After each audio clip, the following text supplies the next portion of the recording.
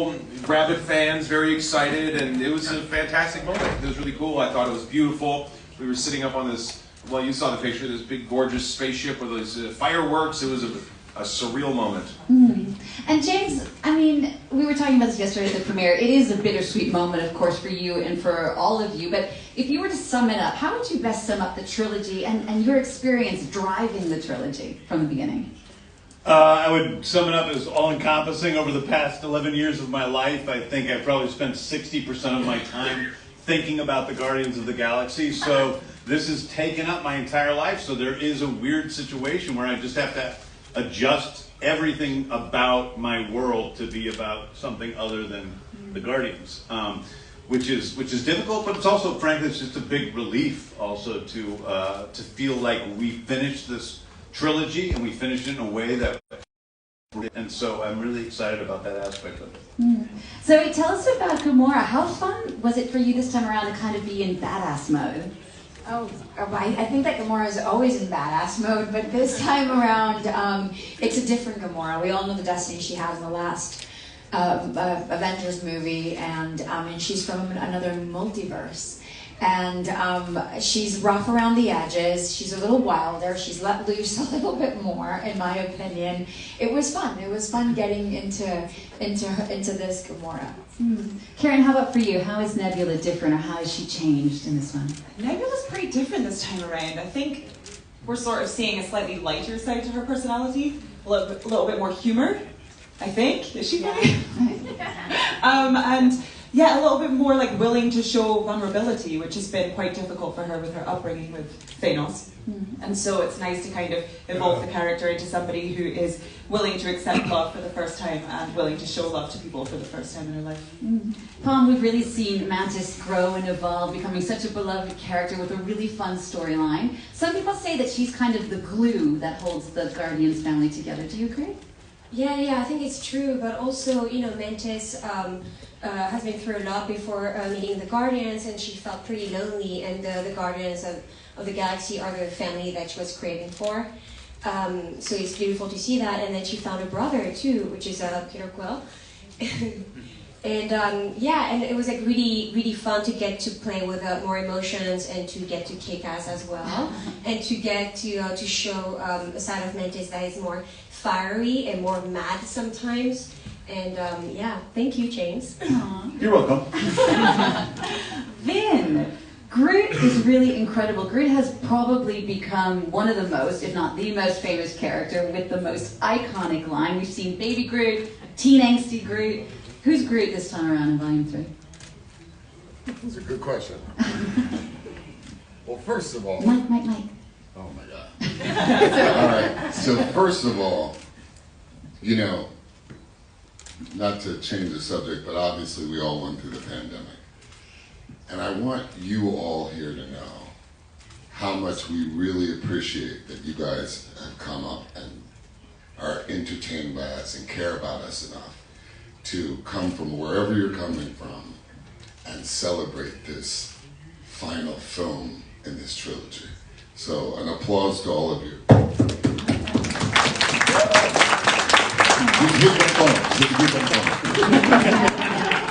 Groot is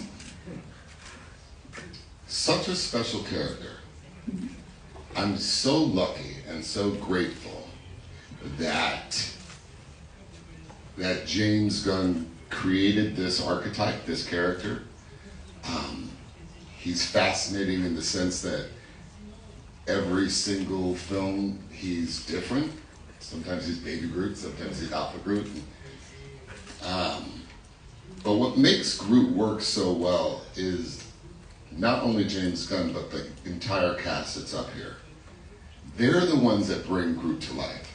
They're the ones that Groot reacts to. He's able to have 3 monosyllabic words that mean something to you because of all of their incredible performance.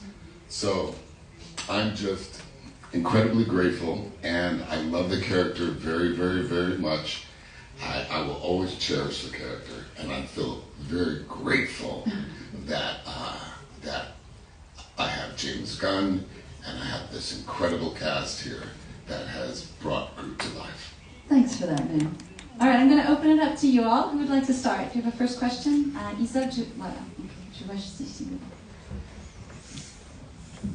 Hi, my name is Mohammed. I'm editor-in-chief for Comic Systems and Crouching News. So, first of all, thanks a lot. That has been a great journey. There's one message I would like to say first. I'm Groot. That's going to say, I love you guys. He just said bad stuff. I understand the language, and he's saying really nasty stuff about you. About me? About you specifically. Wow. No, he actually said all of us are pretty cool, but Chris Pratt's a dork. You really? Come on, that would mean. Okay. I love that. He played like, yeah, he's like, well, gotta say it, man. This is a nightmare. I love you guys. Go ahead. What's your question? Big question. So, this movie is a big turnaround, and maybe this is probably one of the best promos in the Marvel Cinematic Universe lately. How did you handle this? Like, just trying to not show everything, but just give everyone enough to just get us through this emotional ride.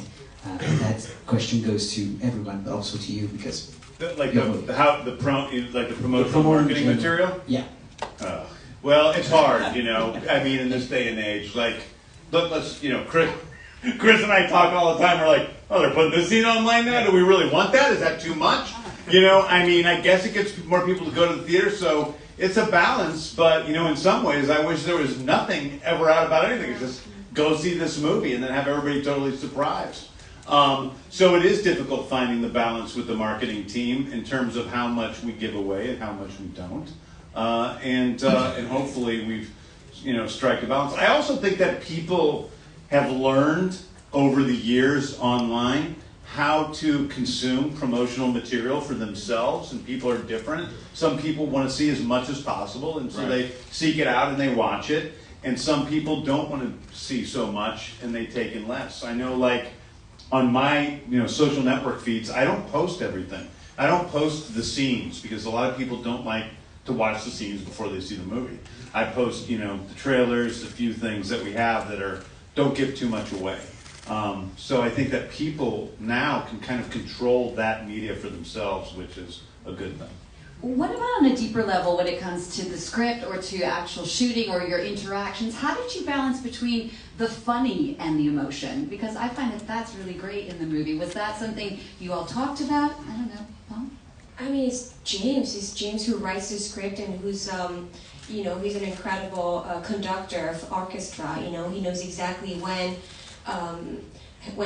to hit you with the emotion and to be grounded in something very deeply emotional and beautiful, and and then surprise you with something funny, but just the right amount. You know, because I see a lot of movies that are funny all the time and ironic all the time, and then it doesn't touch me anymore. So you're able to find this balance, and it's very, very special, I think. Okay, another question? Yeah, right here. Maxime from GALAXIE. So I had a question for you, James. The Guardian 3 is more brutal, even more violent than the other MCU movie. What does it mean exactly that you have free will, full permission to do that movie? Yeah, I mean, listen, I was talking to one of the guys in here earlier, one of the journalists. It's like I've pretty much been able to, you know, I'm in a very rarefied position in Hollywood where I'm able to make movies that are of a certain budget level, but that are also what is, you know, true for me as much as possible, and I don't have interference from people. That doesn't mean I don't take a lot of feedback and see what works and what doesn't. And I think that this movie, it was important to really be raw with it. You know, the characters, I love these characters. I think they're beautiful. I think that Rocket's story is the heart of this trilogy for me. And so to be able to tell that story fully, it does have some more brutal elements to it, because I don't want to shy away from that. But I'm also really careful not to show everything. I think that a lot of the things that are brutal in the movie are actually things that are in your mind as opposed to what you see. You know, it's the idea of things as opposed to what we actually see on screen. So. And there's also some incredible fight scenes, and we kind of taking brutality to another more, logistical level. How do you all prepare for the fight scenes? Like I know, for example, Zoe, you come from a dance background. Did that help? I feel like it's the only reason I've been able to participate in this genre of action in films. Because of my athletic background. It's just how does that happen? What takes place? A lot of rehearsals, a lot of conversations with James in terms of what he wants your character to do. And you lean in, you work with the stunt department. They usually surround us with amazing trainers, and you have a blast. I have a ton of videos that I can't wait to share with you guys after May 3rd or May 5th, because I finally started to document that process. As I'm getting older, my body definitely aches every time I do my stunts. And this time around, I really wanted to, share the process that takes place because it's fun, it's grueling, it's a lot of work, but the end result is so wonderful. Another question right here. Bonjour, France Télévisions, bravo pour le film. Bonjour, ma question est pour Chris. Le film parle beaucoup d'amitié. Quel type d'amitié vous avez noué entre vous et quelle prochaine collaboration vous souhaitez au sein de l'univers Marvel? Okay, so Chris, questions for you. He says the movie obviously is a lot about friendship. Can you talk a bit about the friendship that's kind of been created amongst yourselves? And also, la deuxième question, c'était sur l'avenir, en fait. And how do you see your future, Star-Lord's future, going forward in this universe? Well, yeah, the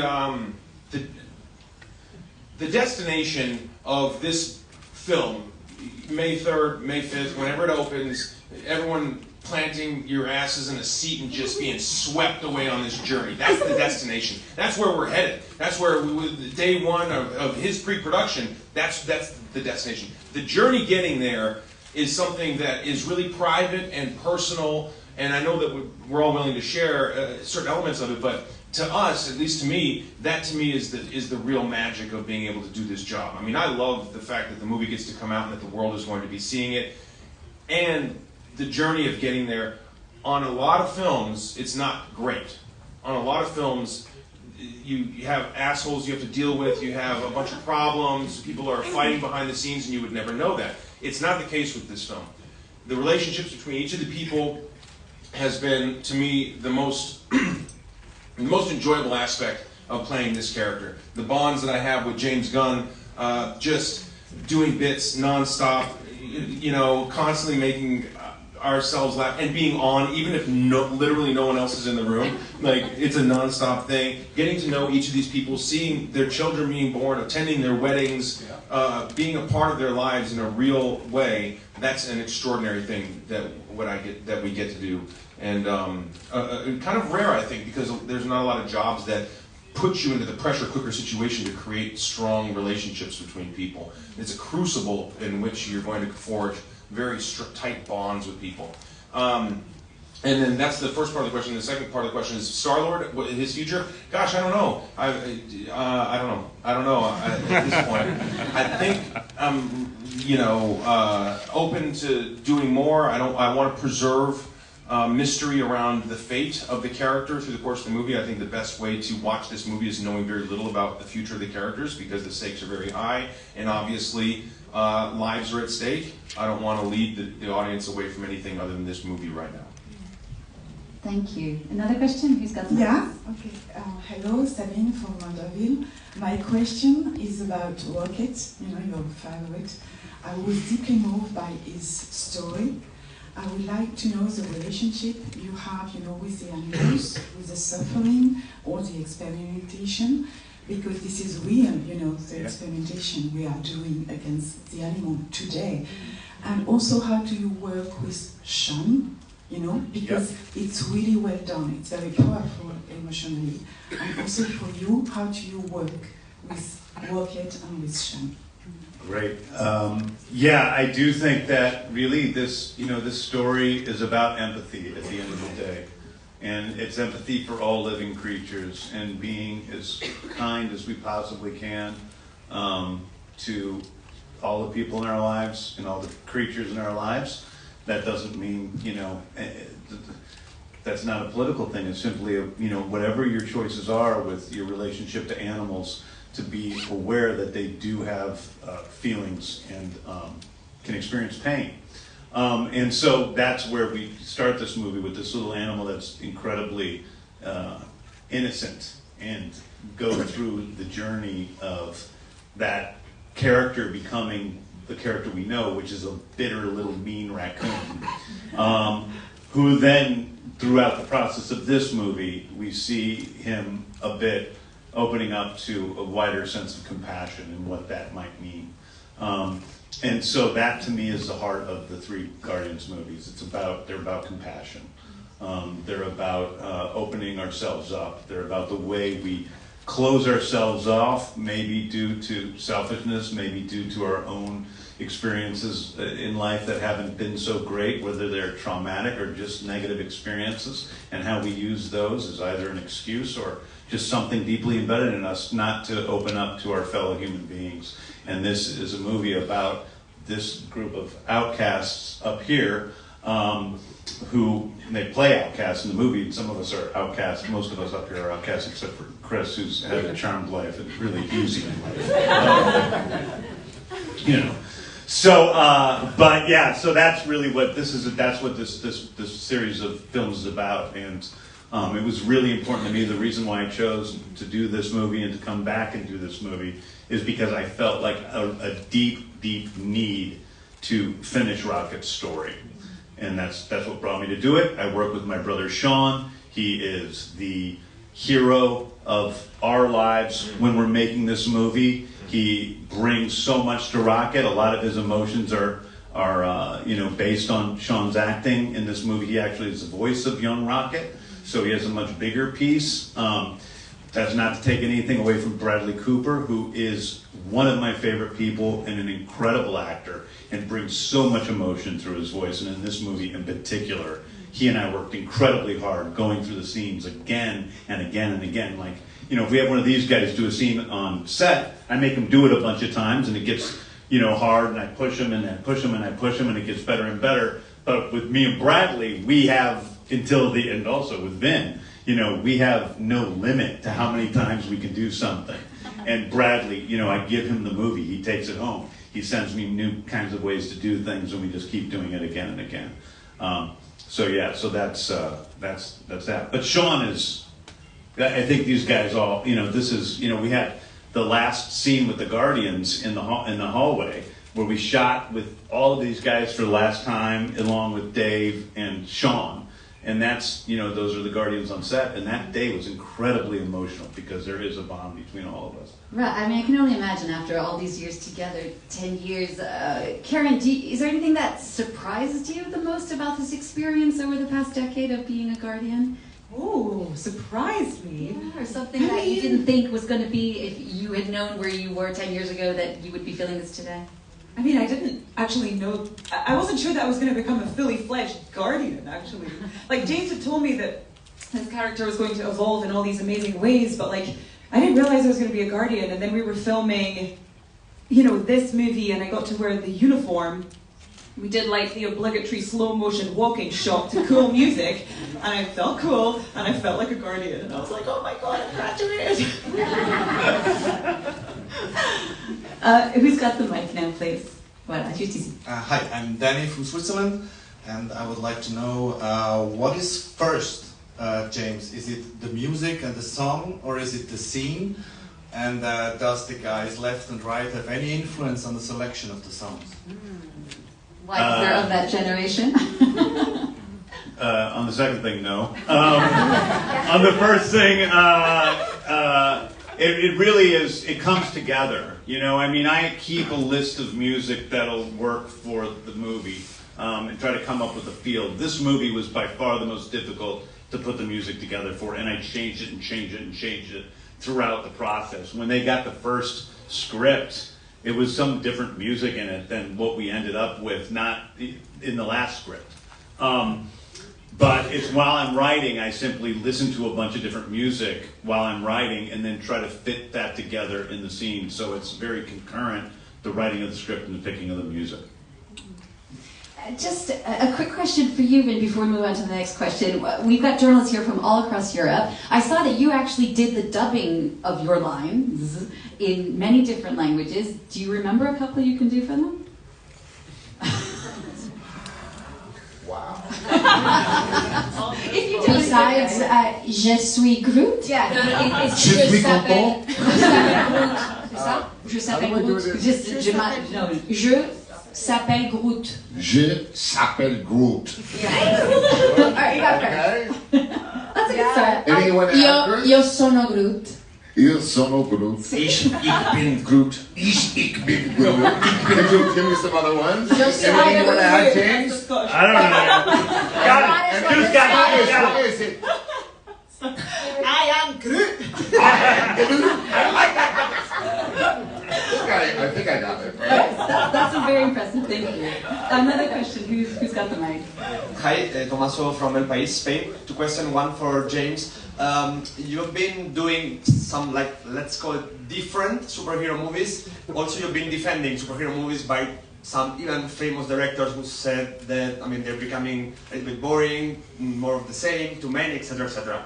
Is it frustrating to have to do that on one side, and on the other, do you see their point in some of the critics? And for the rest I agree with that point. I've never argued against that. I think that there are many superhero movies that are becoming boring, so I would never argue that. The thing that I take, some offense to is saying that there's, cinema has a tradition of different genres. And, there are amazing westerns, there are amazing gangster films, and there are amazing films that are based on comic books. And I am not I believe that all of those things can be real and all of those things can be cinema, and saying that one type of film, because of the subject matter or because of the characters, aren't cinema is ludicrous. The second question for the rest of the, for all the rest. You've been working with James for like many years, 3 movies. You've been supporting him in the most difficult moment. What about him? Like, what's special, what's different about him as a person and also as a director? Thanks. Chris? Me? What's great about me? What's great about me? That's the question. What do you love most about me? Don't worry, this will be quick.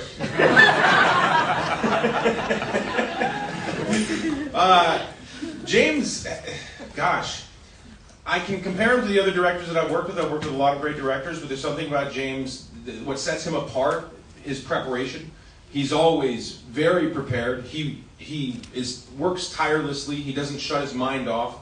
For these films in particular, he's a student of the comic book films and the canon of comic books that have existed in Marvel and in DC and then outside of that as well. I stayed at his house while I was working on a film recently, and he's got a library of comic books that all the indexes are well worn. He reads this stuff. He lives and breathes this stuff, so he's the right guy for this. He's been making movies forever. He had a great start making movies for no money, which really you have to learn how to really stretch a dollar. And when you're talking about having 150 or 200 million of those dollars, he can really make them stretch to give you the very best return on the investment. He knows action very well. He knows how to talk to people. He's incredibly articulate. He has a very clear vision and will tell you if something's not working. He knows how to direct various people based on their personalities. What might work for one person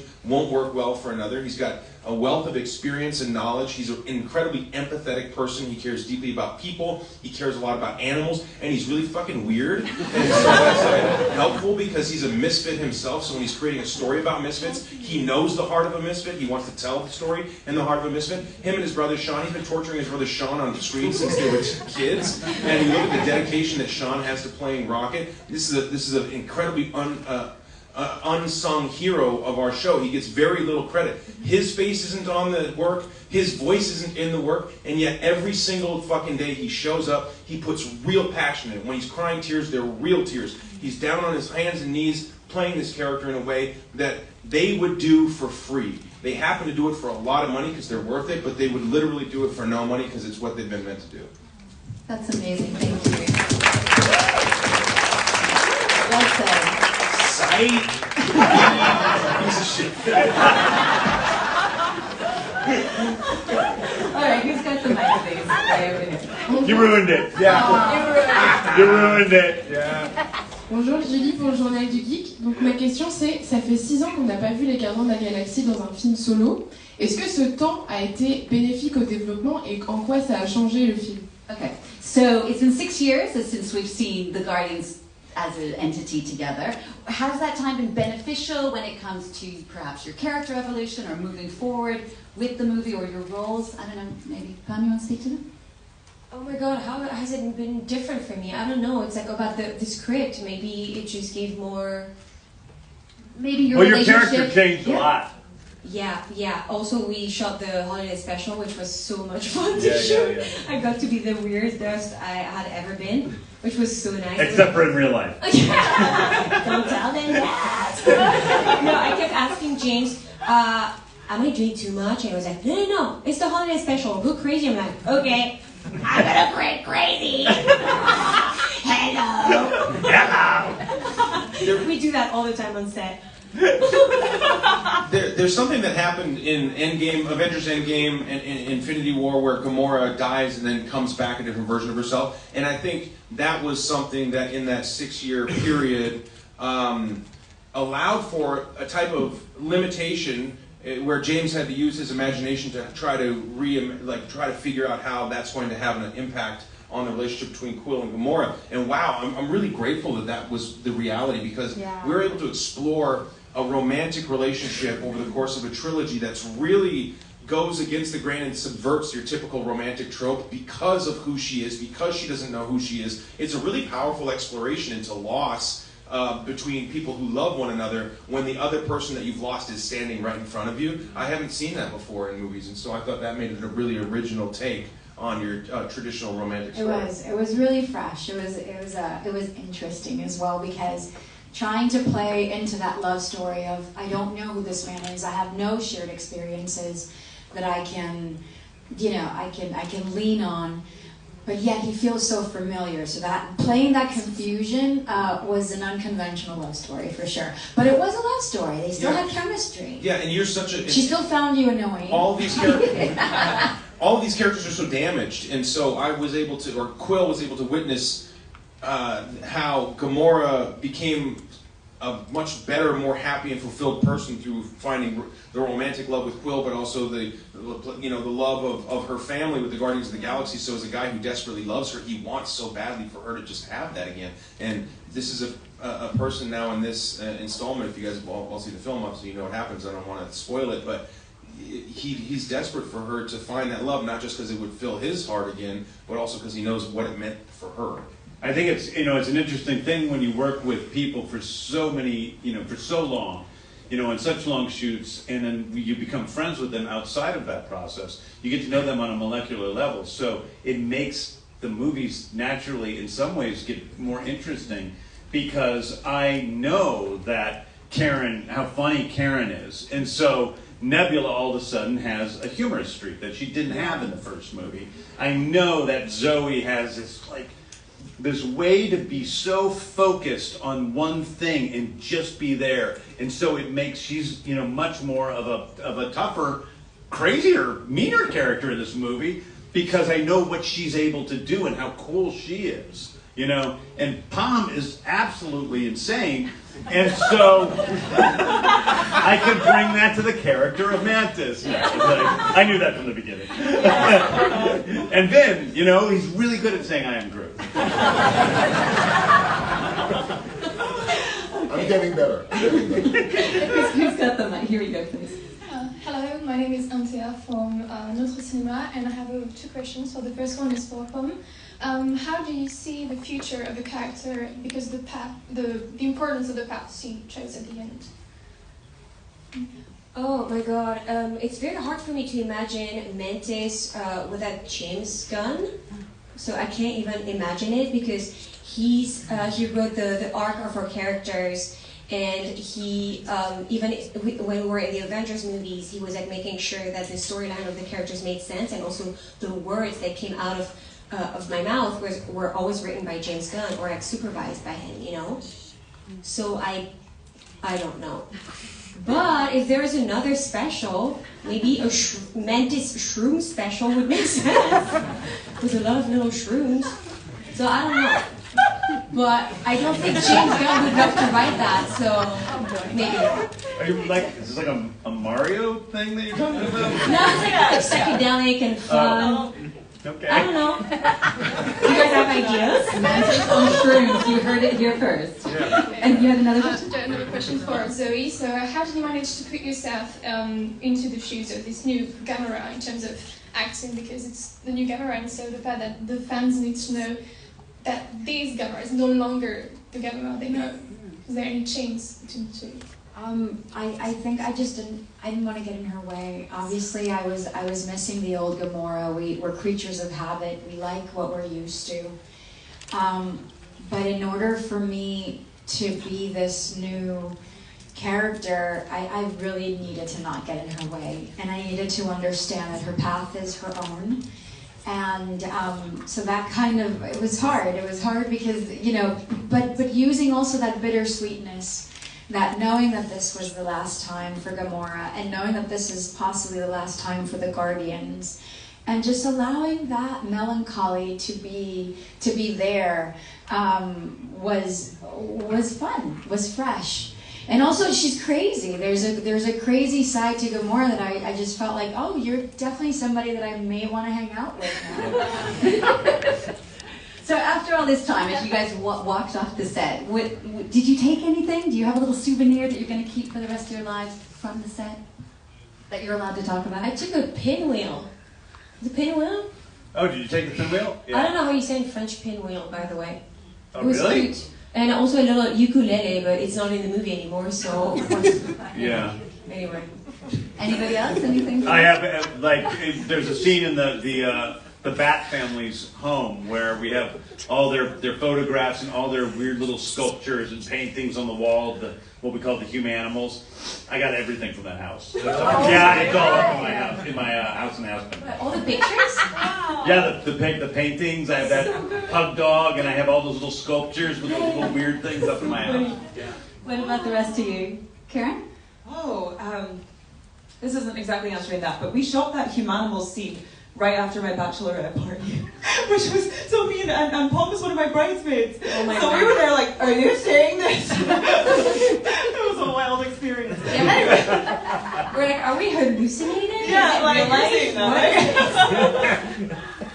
Anyway, did I say anything? I accidentally took a pair of socks by accident. I still have them and I still wear them, but they're not really like nebula, they're like underneath the costume. That's not interesting at all. Sorry. I take socks all the time in underwear.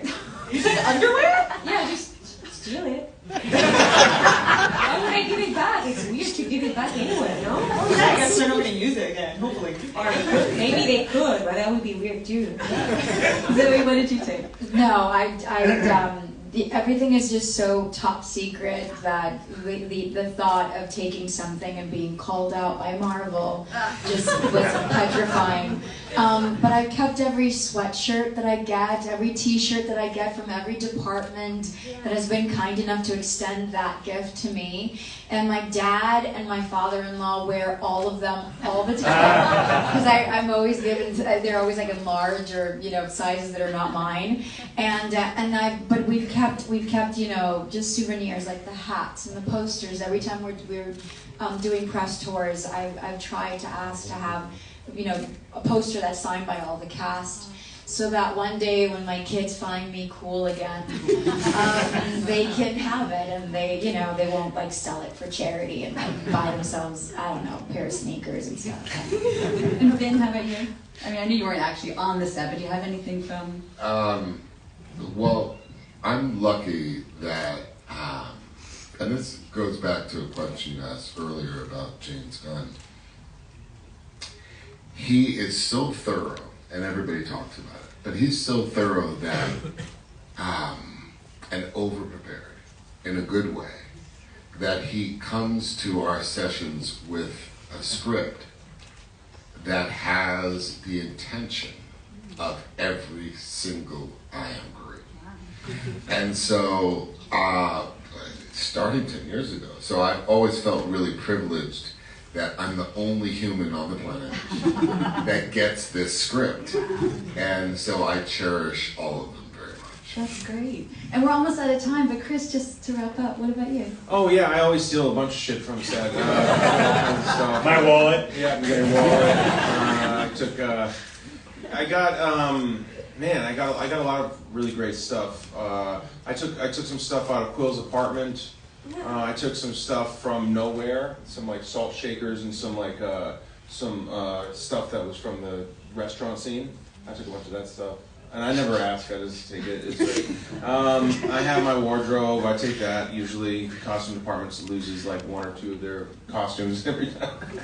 And I got my gloves and I got my boots and Oh my god, you've taken a lot of stuff. I know, but it should also be pointed out that like Chris stole like the first Star-Lord uniform, but then he was wearing it at the hospitals with kids. one day they're gonna be like, sir, that's what you were doing. it's not relevant anymore. You're gonna have Print to that. That's important.